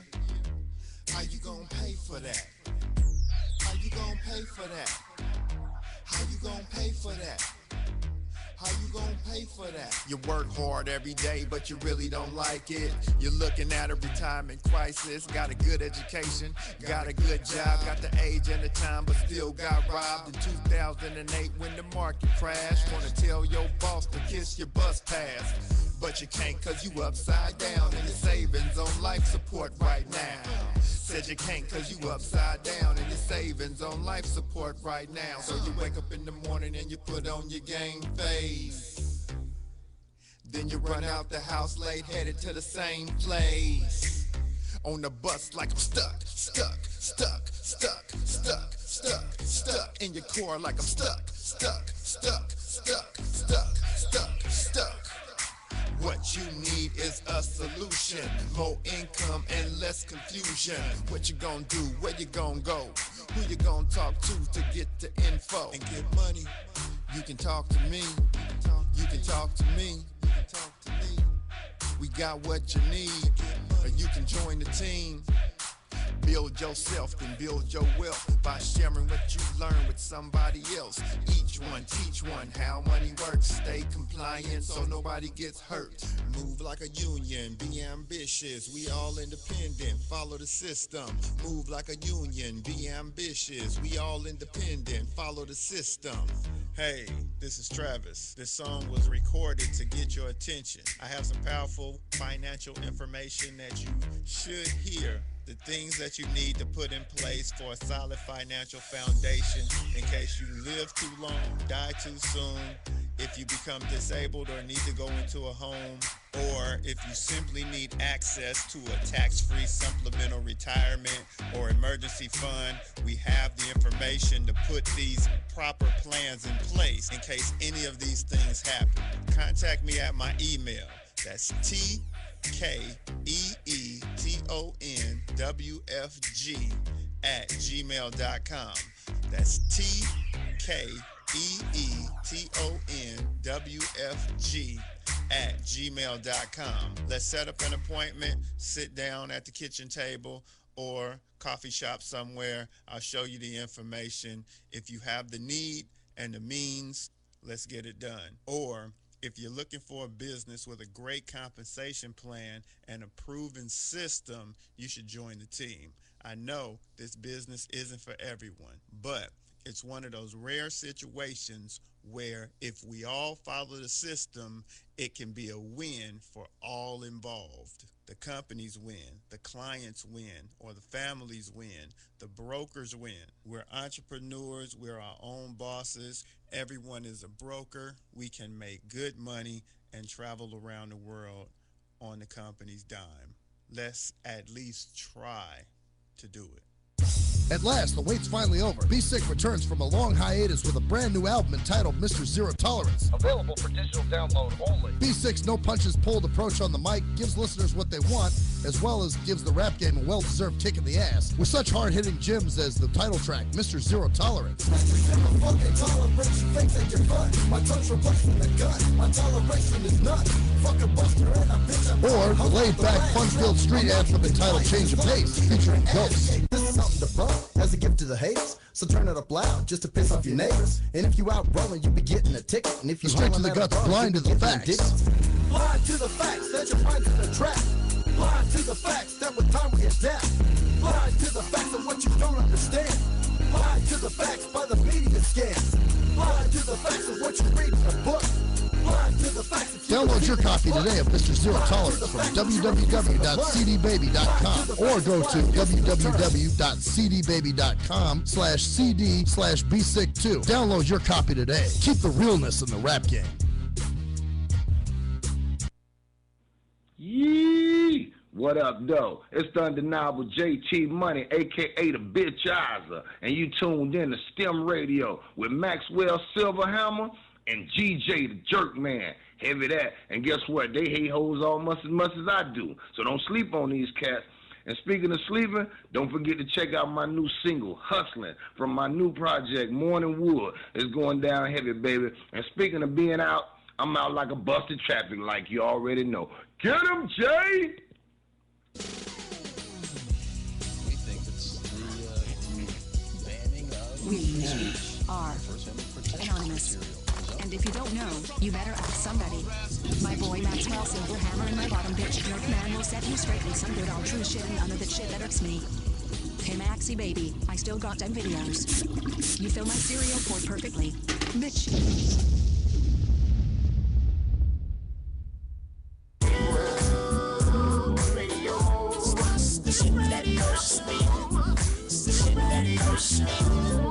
Back to the STIM Radio Show where Maxwell gets his dates with Quaaludes and Luck. Maxwell Silverhammer. Actually, it's called the Cosby approach. That's right. It's the Jello pudding. Got your pudding pop. Filth, Florin, filth, or whatever the Eddie Murphy impersonation that he had done of him. You know what though? Okay, here's another thing I've been thinking about because I was with my assistant at work is like he's in his 20s and he's 22 or so and he just got his associate's degree in psychology. And we were at an event and they had a woman talking who had a PhD in psychology and human therapy and all this other crazy shit. So after I told him because he's been looking for internship opportunities, So I kind of leaned over to him when she was talking and I was like, hey, man, you might want to talk to her when she's done. So when the meeting was over, we went up to her and he starts talking to her and explaining, hey, listen, I got my associates in psychology. I just want to know where to go from here. What do I do next? So she, in a very almost condescending manner says to him, well, you can go to UNLV and I believe they have like social work programs and things you can get into that, you can. And he's like, no, but I'm interested in psychology. So anyway, after we were leaving, she wasn't really giving him concrete stuff to work with. You know what I'm saying? She was really just kind of giving him bullshit. So what made me think about when I was younger and I would ask for, you'd want know-how. Like, hey, how do I do this? How do I get to where you are? How do I get in the business? What's it going to take? Exactly. How do I get my foot in the door? Right. Nobody fucking wants to tell you. And it's like, well, how do you get anywhere? What do you do? Just stumble and fall and fucking, or other people are telling you to get out of it. It's bullshit. That's what he was telling me yesterday. It's the same kind of idea when they tell you when you're first starting out, well, you can get credit as long as you have good credit. Yeah, it's bullshit. It's very... Nobody tells you how to get that good credit before you can get to credit. Well, how do you get good credit? Well, you just have good credit. That's how you get good credit. You don't got good credit? Well, you're never going to get good credit. Right. And you're just like, well, okay, well, then how we do this shit? And you ask people and nobody fucking wants to share. This is the problem, man. Nobody wants to share knowledge. So when like cruise control's giving me shit. Knowledge is power. Exactly. Power. See, and I got a friend who he'll host the show with me sometimes. And he gives me shit because, sometimes I'll, you give somebody a foot, they take a football field. So I'll try to help people out and then they, just like take advantage, you know what I'm saying? And become really needy and want me to do everything for them and wipe their ass. And I'm like, God damn it. Now I'm stuck in this situation and I complain about it. And he's like, well, that's what you get. Why do you keep fucking doing that to yourself, man? And I'm like, look, and like you just said, Clarence, knowledge is power. Yeah. So originally I'm just trying to equip people with knowledge and then they don't want the knowledge. They just want you as a stepping stone or someone who's going to pull them up, So, but on the other hand of that, now somebody who really does want to work to get to where they're going to be, they're not given the proper tools or know-how even. You know what I'm saying? I tell you what, that's the name of the game, period, in this country. I'm being honest with you, man. I just think we're behind the curve. We really, really are. The things that I learned, and I'm from the South, so right. and I came through it in the 60s. So a lot of people will say, that education that you got probably wasn't up to par, and maybe it wasn't. Maybe our books were secondhand. Maybe the kids before us got them 2 years before us. And right. You can come up with all the reasons and all the rhyme and shit. Now, let me be honest with you. When I left home, and I swear to God, I never ever thought that. I always thought the education I got was the best. I always thought that where I lacked, I could go out and get it, but I knew I couldn't get it if I didn't get help from someone. Right. So you know what I did? I joined the military, and I'm gonna tell you what. In the military, they helped. I mean, it was one of the places where if you wanted it, if you were smart enough to get it, and you gave them the time, they would give it to you. But let's fast forward to today, Max. I'll be really honest with you. People are just not into sharing their knowledge because you know what, knowledge is power, especially in certain jobs, in certain industries like say the sales industry, the industries that don't have say the ABCD book kind of pathway, the kind of thing that I can teach you in the back room. More of a competition. Yeah, in 2 years you could be making $200,000. And I'll be sitting over you, I can't have you being my boss because I taught you. That's no, really. And in the business that I was in prior to this, which was the automobile business, it happened a lot. Hey, right. You know what I used to always say in the automobile business? I used to go, a lot of attendants would come by, a lot of boys would come by, and I would go, good morning, guys, how you doing? And they would go, Clarence, you always talking to the lock boys. Why you always say good morning to these guys and you know everything about Gregory? Why you know? I said, because let me tell you something. he could be my boss one fucking day. He may. Yeah. You know, hey, you be nice to everybody. He might watch and soak up game, and all of a sudden, you know, get and that's it too, man. It's almost like, I guess it's become a well, in a lot of cases. I mean, and I understand the game is sold, not told, man. You gotta pay dues. You gotta, you know, watch what's going on. You know, you can't just sit down and have somebody give you 5 minutes of knowledge. You know, I understand, but at the same time, people get really protective of their knowledge. You know, I am. You know, I'm a little protective, and I'll tell you why. Because, you know, you can share some knowledge with people. You know what I mean? And you want to make sure that you're sharing it to someone that's not going to waste it. You know, I had an opportunity to teach people how to do EEGs because this is one of those jobs that you can actually usually just teach someone and they can go out and make a lot of money. Right. But you know what? When you give away that kind of knowledge, you're not giving away knowledge. You're giving away a career. I mean, an entire career. You know, if I were to teach George how to do EEGs, let me tell you what, in 3 years he'd be making $100,000. It's a career you're giving away. So when you Can we do this a little quicker? I need them cash now. So what I'm saying is that, teach them in 5 minutes. But what I'm saying is that, you know, when you're giving away some things, you know, you want to make sure that, you know, that it's going to be utilized in the right way. Well, it's not going to be wasted. You know, you don't want to do it with everybody. Well, is it that people get so jaded, like they become like, well, I'm not going to give them the knowledge. Last two fuckers Some of I that. told. Yeah, there's some. Yeah, you're right. There's some of that. Yeah, you're right. Because this woman here, like I said, I mean, my assistant was no threat to her. He just wanted to know what's the first step. People don't even want to tell you. Keep in mind the first step. Look how many interns I've had here, and really, a lot of them I felt they wasted my time. You know, they didn't and really they did. and they wasted my time. So I got to the point where I just don't want to teach anybody anymore because I don't want my time wasted. They're not just, you know what it is, Max? They're just not being helpful. They just don't want to be helpful. You know, they just simply don't want to be helpful. Well, and that's, I mean, I don't know, man. I guess it's a slippery slope because, like you said, you know, I've been on the other end of that too, where, you know, I've given somebody, well, we just talked about it. I gave somebody the knowledge, and yet they don't want to. Well, I got a buddy now who's like in his 60s, you know, always calling me about computer shit all the fucking time. And I'm like, dude, you know, learn this shit, play around with it a little bit. You know, I gave you some basic tools. You know, it's up to you to build a tenement or a mansion. So, and he just kind of, you know. You know, I was on my way nowhere one time in life. I'll never forget this. I was really on my way down. I got to tell you, if this particular time in my life made me what I am today, and I'm going to tell you, without this turn of the corner, you wouldn't know me. I don't even think I'd be alive. And let me tell you, it was because two white guys who knew me, and I was in bad shape. I was not a good soldier. I was getting ready to get kicked out of the military. Oh, this is while you're in the military. Yeah, it was all bad news. It was so downhill for me. I just got on Article 15, got out of the brig, the whole 9 yards. And they put me in this clinic to answer the phones while I was getting kicked out, while they were processing my papers to kick me out. And I said, okay, I'll do it. And so I answered the phones in the day, slick sleeve, because they took all of my rank away. And at the end of the day, they lost that position, and these two guys had to leave in 3 months to go back, and they didn't have anyone to do EEGs. They were lost, and they weren't going to have anybody. And this was a major hospital in Europe. They walked up to me and says, how would you learn how to work that machine back there? And I looked at them like, dude, I smoke hash. I pop A&1s. I drink too much, and I'm getting kicked out of the Army. Why me? And you know what? Those guys took me in the back, sat down and talked to me, came out, shared some knowledge with me that turned my life around. This was so, they could have picked anyone they wanted. Right. They picked me. So I'm grateful that someone shared some knowledge with me. That's what I'm saying. I mean, knowledge. Sometimes you need to share knowledge with people. Yeah. So, you know, when that's how I got started on radio. I didn't go to college for any of this and everything. Right. There was no Somebody school. passed on and taught me how to do this. You know, I mean, I had certain skills in the beginning of talking and practicing and stuff like that, but I didn't know how to run a station or know how to actually get on and physically, you know, do everything that needed to be done. But yeah, so they passed it on to me, and his name was Russ. Without him, you know, I'm grateful to him. He gave me my start in radio. Yeah. See, your situation with your bosses and everything, like you said, it is a little bit different of a situation because these are highly educated people looking for just a little catapult.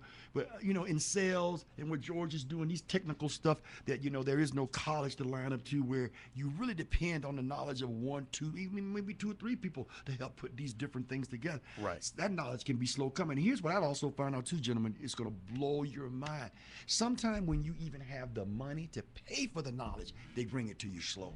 Can I tell you? Oh, they don't give it to you at all. You can give people money sometime, and if they bring it at all, they bring slow. Joy. That's why I ended up learning how to work Pro Tools. That's why I learned how to work all the programs to do movies. What I had to do, learn yeah. because I couldn't get anyone to even take You know my what? money. I guess what the thing with that is then, I guess you just have to be proactive and just stumble your way through shit. You know, don't expect somebody to give you anything. If you do, consider it a blessing. Yeah. I guess that's the thing. So goes your expectation, so goes your serenity. Yep, because I guess with, like I said, my assistant, he just wants in the field. Right. And he's like, what's the first step? Yeah. Well, she wouldn't even give him the first step.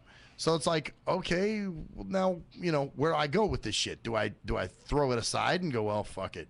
You know, I got a dual degree in criminal justice and communications. Mm-hmm. I wanted to do something in the criminal justice field. And I'm like, well, what do I do as a blind person in the criminal justice field? Well, I found that there was a dude in New York, I think it was, who was actually doing casework or something like that. So I called him up, or he called me. I think I left a message for him, and he called me back.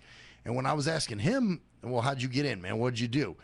And his answers were very vague, you know what I'm saying? And he didn't really give me a whole lot to work with. So eventually I cast that criminal justice degree aside and now I'm doing what I do now, you know? So it's just kind of interesting, man. That's why I never like that question, where do you see yourself in 10 years? Because you really fucking don't know. Oh, I love that question. I hate that question. God, I love that one, Max. I I hate used to that. do that in job interviews. God damn. I I would break it down to 5 years. And where do you see if I were to hire you, where do you see yourself in this company within 5 Dude, years? and honestly, love that question. you don't know. I think it's more of you liked it because it tripped people up. That's why you liked Fucked it. them up every time. See, and for me, I don't like it because it's not a real question. You know what I'm saying? It's like, that's like saying, well, when you hit the lottery in 60 years, what are you going to do? You know, I mean, you really don't know what somebody's going to do when they hit the lottery. What? Honestly. You know why I love asking that question? Because they lied. Either one or two things. They would look around and they would go, I'm gonna want his job. And they'll point at some guy that's sitting up at the top. Or they'll go, I want your job. Or they'll just go. Well, those are all the wrong things to say, right? Right. And they would go, well, if I could just be top salesman, or if I could just take care of my family, or their expectation would be okay, but the delivery would be kind of low. That's not a good one either, is it? That's not a good one either. So here's what you would always look for. You would always look for the answer. The answer that always impressed me the most to that question is I would like to start out at this company just like everyone else in the sales position, but eventually I would like to move through, and I'd like to be a manager. I want to be able to get everything that this business has to offer. You know, and a guy can bullshit me like that, I'm going to give him a pass every single time. And he's probably bullshit me, but I'm going to give it to him. And what's fucked up is now it's based on bullshit. But I'm going to give it to him. So, you know, you're like, give me your best bullshit and I'm going to hire you, which to me is a backwards system because it's like, okay, the more you fucking lie to me, the more likely I'm going to hire you. One of the things that I know about hiring is that if I hired 25 people in the business that I was in, I swear, Max, if I had 2 of them left in 6 months, but let me be fair, a year, it would be a success. No, that's a success. Right. It's a success. Because you've got 2 people left. If I got 2 people, if I had 25 people and in 1 year, if I got 2 of them left, I swear, that is a success. They would pay me extra money for that. Yes.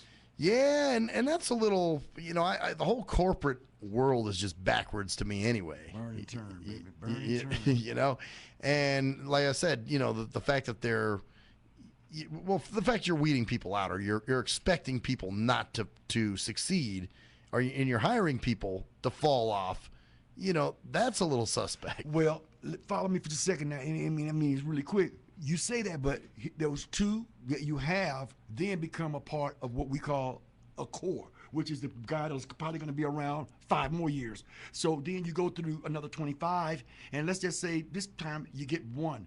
So now it's, 2 years, and you've got 3 guys that are probably going to be here another 4 years. And so that's kind of how it works in corporate America, because what happens is that people drop, they get promoted, they move on, they go across the street, on and on and on. So if you look at these numbers and you would think that you could hire 5 and 1 year you would have 3, son, you could write a book. You could write a book and everybody would buy it. See, yeah, to me, everybody would buy it. you know, and like I said, when people say, well, how'd you get your job? You know, honestly, I can't fucking tell you. And luck. That's all I got to say. It was luck, especially being a blind person, because they almost didn't give it to me. You know, there was a point where they hired someone else. They turned the job down. And I said, well, shit, I'm the next in line, right? Well, we don't know. You know, you could tell they really didn't want to fucking give it to me. But at one point, I was their best choice, and they had to go with me. And they were afraid, too, I think, because I'm blind and I could sue the fuck out of them. Change that LUP acronym. You know what it stands for, right? What's that? Labor under correct knowledge. That's what you did. You labored under correct knowledge and you got the job. Because let me tell you, you know, here, people will give job away, the buddy, this, that. But, you know, for the most part out there, people want to work with people that are best and better qualified. And I can guarantee you, at one point in time, the person that pushed the button on that job, they probably made a decision because you probably was the best guy, and maybe you were lucky. You labored under correct knowledge, and you got that job. I mean, I had been there prior to that as a temp for 6-7 years. Well, so that's it. I knew the place inside out. So why not hire me? Well, the blindness is what scared them. You know, let's just be real. That's what was tough for them. Well, can I tell you something? If you're, you know, a sighted, like you say, you know, if you're a fucking sighted, you know, especially putting a person in a job that you want them to succeed at, you know, what if you didn't, you know, what if they put you in that position and you didn't succeed? But that's funny. Right away they saw me failing. You know what I'm saying? Yeah, right away. Yeah. You know, the fact that they've already created a scenario that, hey, this guy, if we put him in there, oh, shit's going to go to hell in a handbasket. But listen, I don't know if they would come from that. See, maybe I would feel that way, but I wouldn't come from that angle. That wouldn't be my angle. You know what would be my angle? Max been in this company for 6 years. You know what? I think they're promoting him to his highest level of fucking incompetency.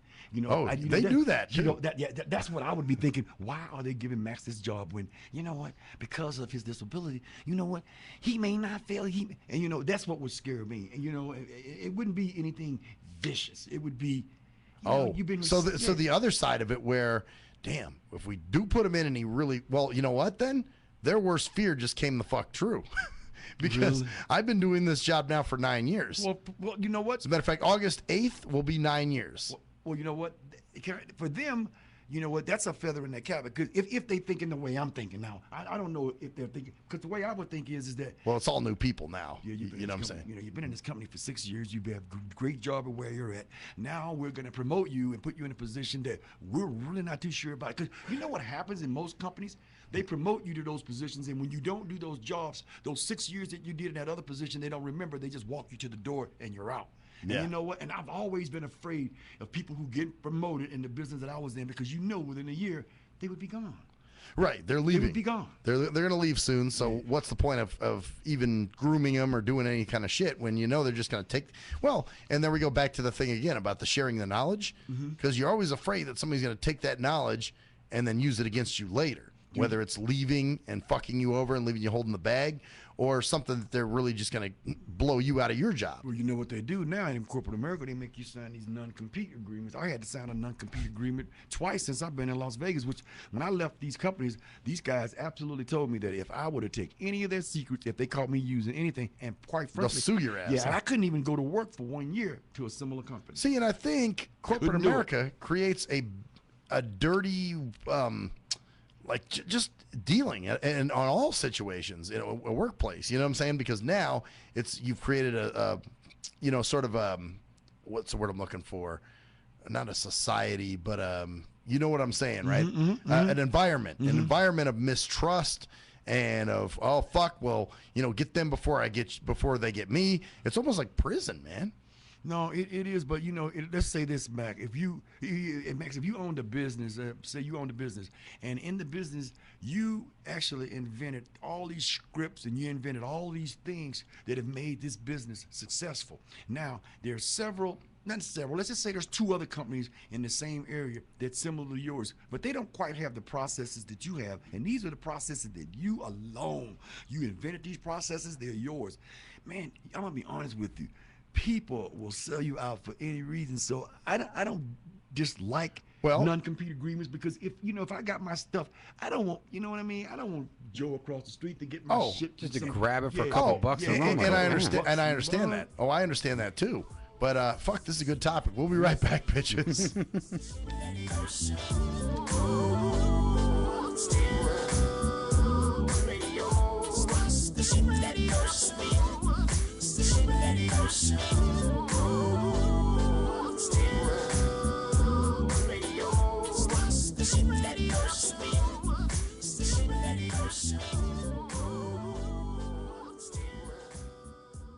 If you're a fan of hip-hop and R&B, join me, the Bruh Ren, for a full non-stop hour of back-to-back slappers. That's back-to-back slappers. Where the playlist spans from genres like R&B, soul, R&B, soul.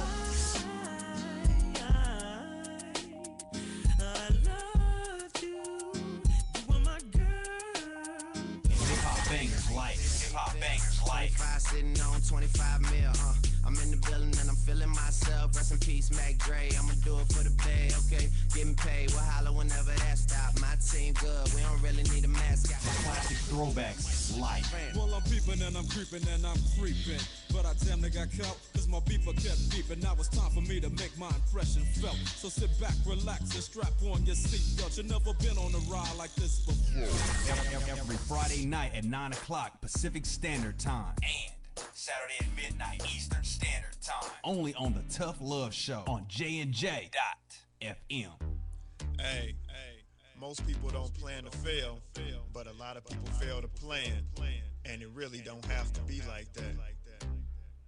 What you know about an IRA or a tax-deferred 401k? What you gotta pay to the government? Ever heard of a tax-exempt retirement? That's info most folks don't know. What you gonna do if you live too long?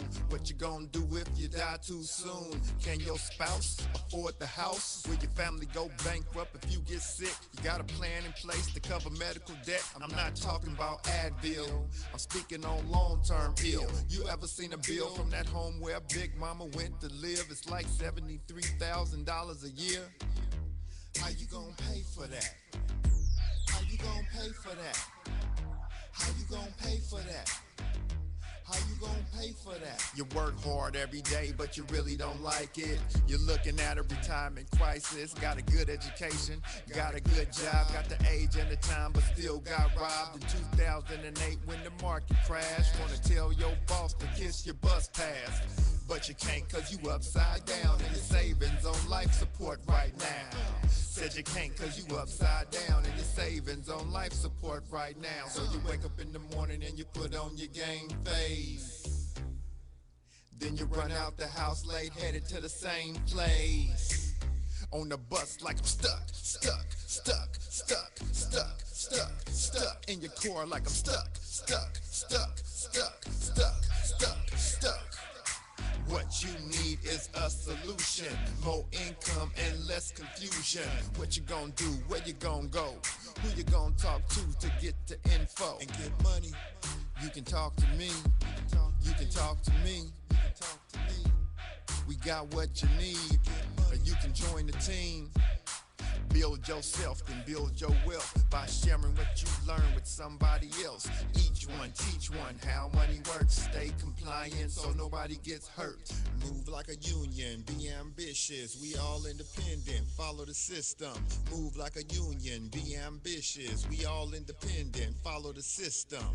Hey, this is Travis. This song was recorded to get your attention. I have some powerful financial information that you should hear. The things that you need to put in place for a solid financial foundation in case you live too long, die too soon, if you become disabled or need to go into a home, or if you simply need access to a tax-free supplemental retirement or emergency fund. We have the information to put these proper plans in place in case any of these things happen. Contact me at my email. That's TKEETONWFG@gmail.com.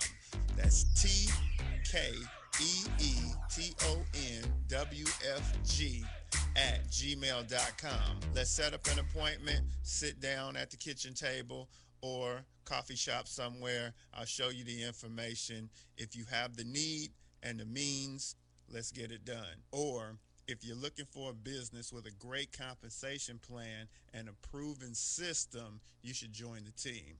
I know this business isn't for everyone, but it's one of those rare situations where if we all follow the system, it can be a win for all involved. The companies win, the clients win, or the families win, the brokers win.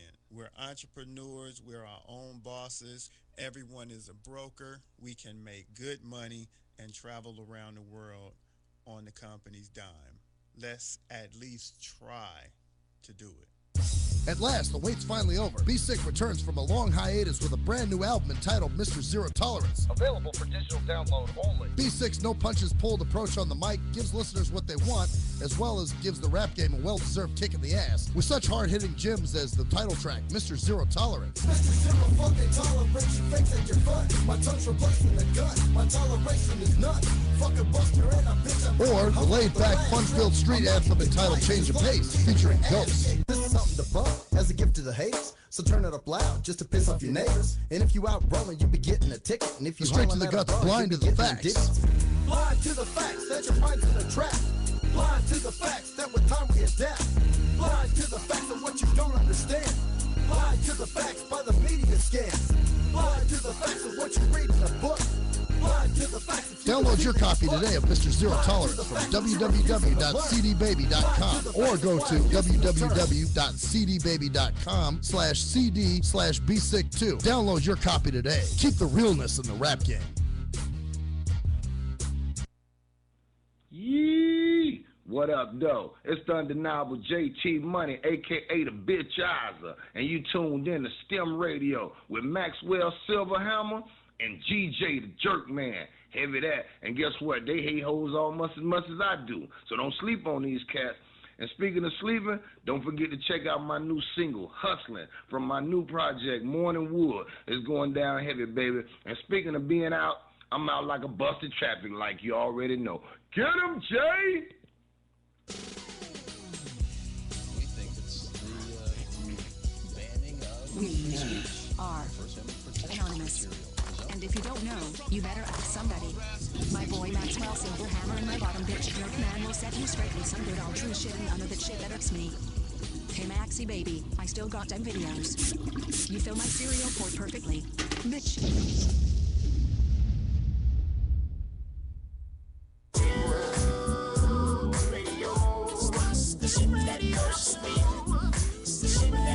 Back to the STEM radio show with the bald guy waiting for me just to say something obnoxious about him when I don't have to. Just look at the video. Maxwell Silverhammer. Oh, goddamn. Look at that. That was good, man. I like that. I'll give credit where credit is due. You like that one, huh? Yeah, Silence is golden. That was that was it. So it kind of sounds like Jerkman's women if he's having sex with them. They're usually silent. Usually, because they're dead. It's the only ones I get. Dead in the brain? I could see that from your ex. Oh, yeah. I would say, yeah, keep it to the ex, Danielle will kill you. No. She's a smarty. No, she's not dumb. No. Your ex was, though. Oh, yeah. Anyway, man, so we were talking about the climate that corporate America creates.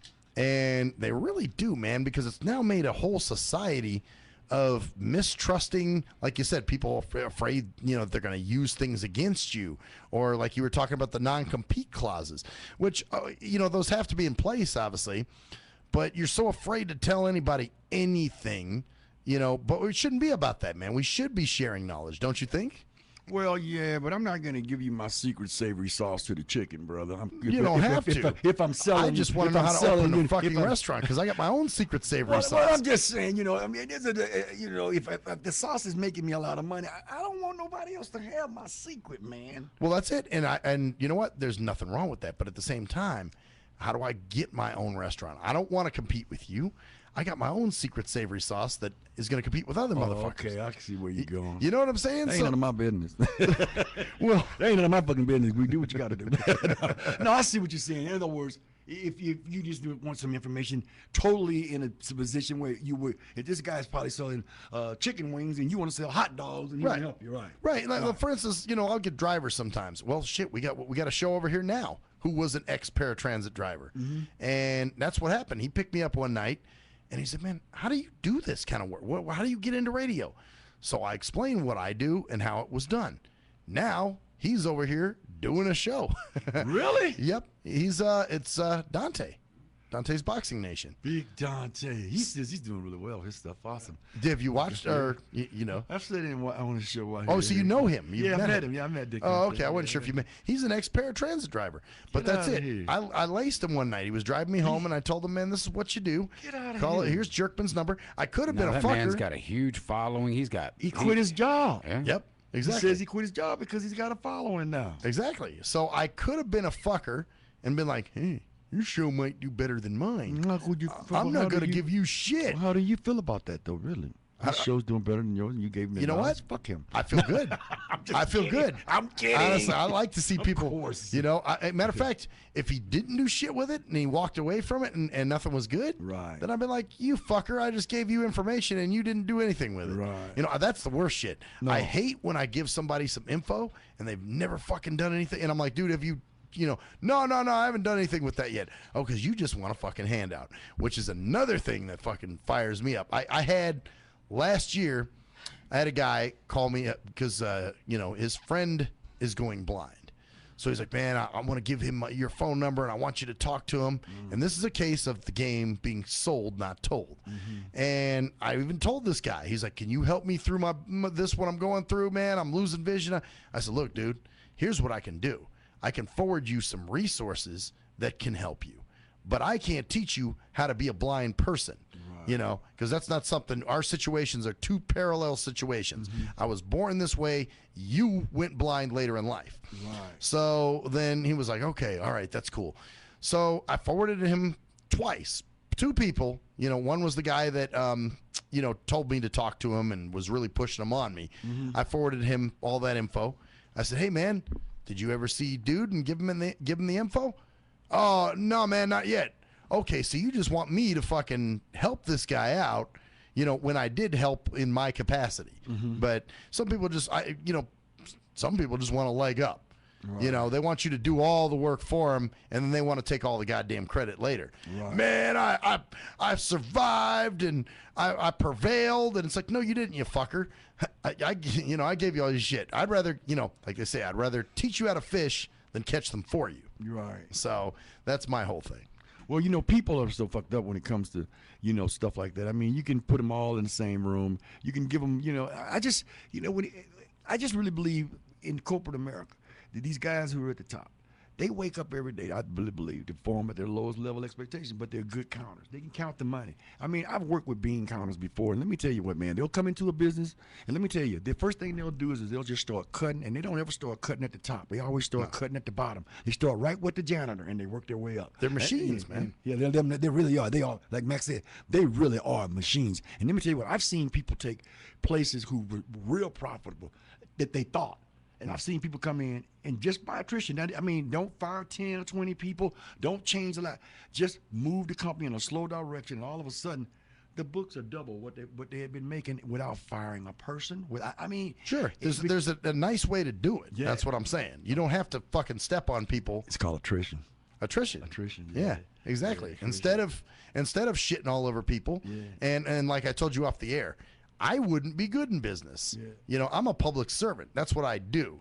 You know, as you know, even with the show, I like to share knowledge with people. I like to tell people, you know.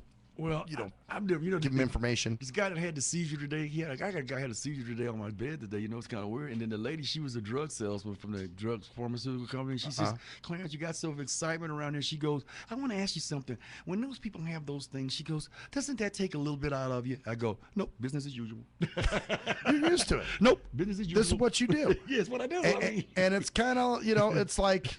And you probably went into this field, well, like you said, you didn't even know you were going to end up there. Yeah, I did. Here it was, you're working in a clinic, and somebody just out of the fucking blue goes, "Hey, do you want to learn how to work this machine?" And you're going, "What a blessing." No, you're not talking to me, are you? Yeah, you know, come on. So sometimes, man, you come in, the shit you came in for originally isn't, you know, like, what did you go to the military for? What was I was going to be an infantryman. I wanted to go to Vietnam and kill gooks, and that's what I used to say. So you were the dude hiding in the fucking trees with the rifle. That's what I wanted to do, yeah.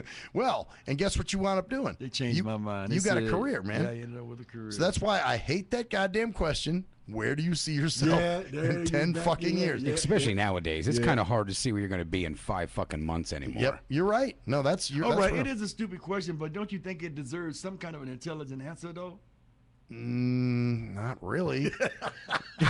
That's like saying, you know, if one day, if you woke up tomorrow with a penis growing out of your ass, what would you do? Well, of course, I'm never going to wake up with a penis I in think my it's ass. already happened to me because I feel like I'm getting fucked regularly in the bed. Well, that's, you know, that's because you won't keep your asshole closed. That's why. So I don't know. It's just, I mean, those people up at the top, they do a lot of things, but you know what? Now, man, to me, that's not their biggest problem. Their biggest fucking problem is they don't want to fucking pay anybody. They don't want to fucking pay nobody but themselves. My issue with corporate America is they don't think past their pockets. Yeah, so they don't fucking pay nobody. Certain things that actually would benefit them. Okay, because now the mentality is instead of, damn, we should keep a loyal customer because we'll always have a cash flow. Now it's, let's just fuck that customer right off the bat and fuck them. You know, we're just going to take their money and enjoy it, and it's all in the present. They're not thinking in the future. That's the problem. Right. The future thinking isn't what's going on there. It's that present thinking. Oh, well, we're going to go to Bora Bora and ass fuck. We're going to go to Swoozies. We're going to play some golf. Okay, what about in 20 years? Are you going to put your kid through college?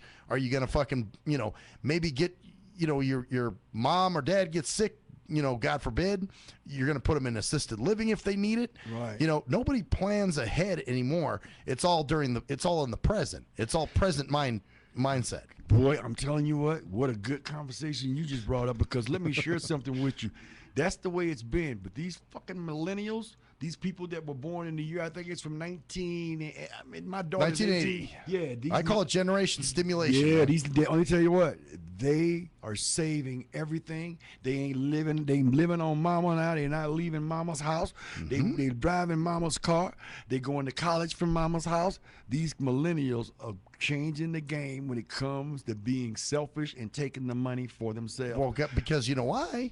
They're programmed by this system of corporate America. Well, here's what happened, and you're right, but here's how I see it directly. Those children, here's what they got to see in their lifetime. They saw me lose my home. They saw me lose 2 jobs. They saw my business fold because wasn't anybody buying. They saw me move from a 3,000 square foot home, and we had to move into an apartment. That was the life of a millennial, and let me tell you what, they are afraid to death. They watch their parents have and have not, and they went along for the ride. That's true.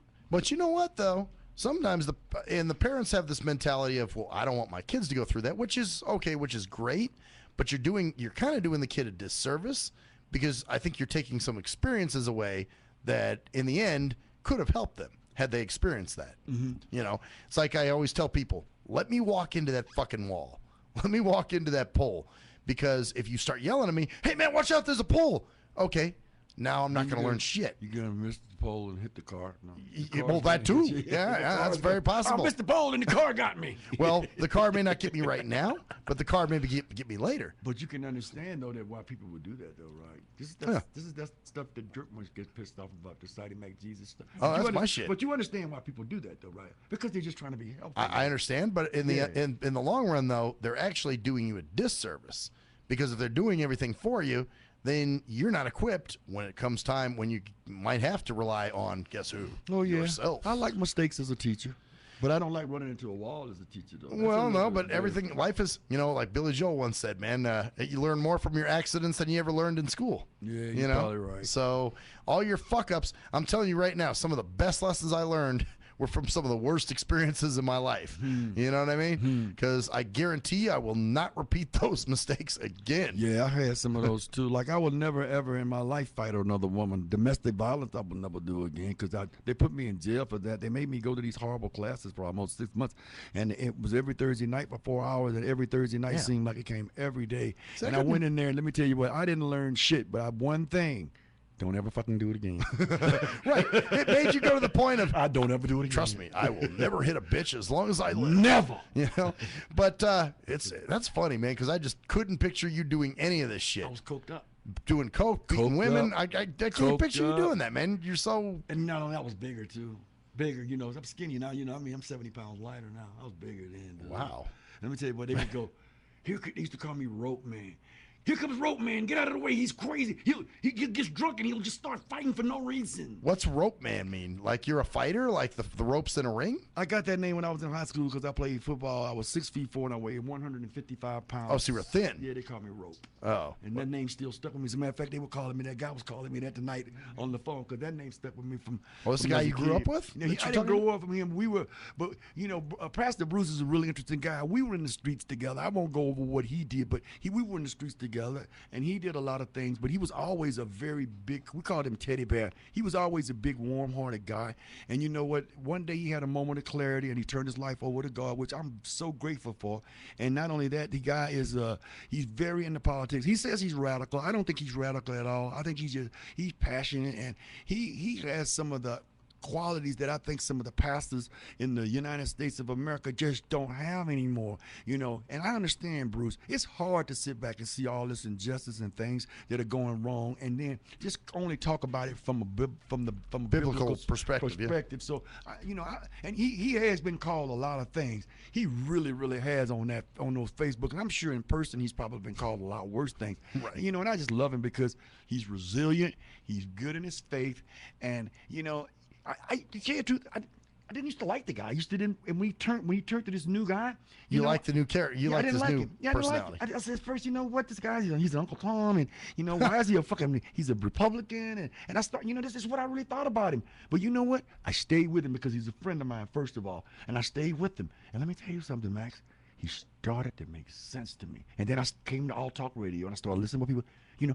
He started to make sense to me, dude. He was the one that brought the abortion thing to me. You know, he's the one that brought all these things to me. So, you know, you can find these things in a lot of different places. Well, that's what I'm saying. Like we were saying earlier, you might come in looking for one thing and leave with something else that is way more beneficial. Yeah. So, you know, it's like we were saying, we were talking about your show. Yeah. You know, I think you had a different, you know, you expected something different. Yeah, and, butterflies and rainbows. Yep, exactly. But at the same time, you might leave with gold. With fuck a rainbow. You know what I'm saying? I've had a lot of moments of clarity. Yeah, show. A lot of moments of clarity. Well, like moments of clarity is what build my life. So you know, I'm one up. I feel I'm one up. Keep the moments coming. Yeah, you know. And by the way, speaking of the moments, man, I can't wait until next week we can join forces with you, man. We're gonna join forces. It's gonna be a 3-hour up in you bunch of all kinds of shit, man. Up in you. It'll be anger, introspection, whatever the fuck you want it to be. Anyway, bitches, I'm Maxwell Silverhammer, and I am AKA Numbnuts. And I would be GJ, not going to be around soon, Jerkman. And that's the story there, bitches. See ya.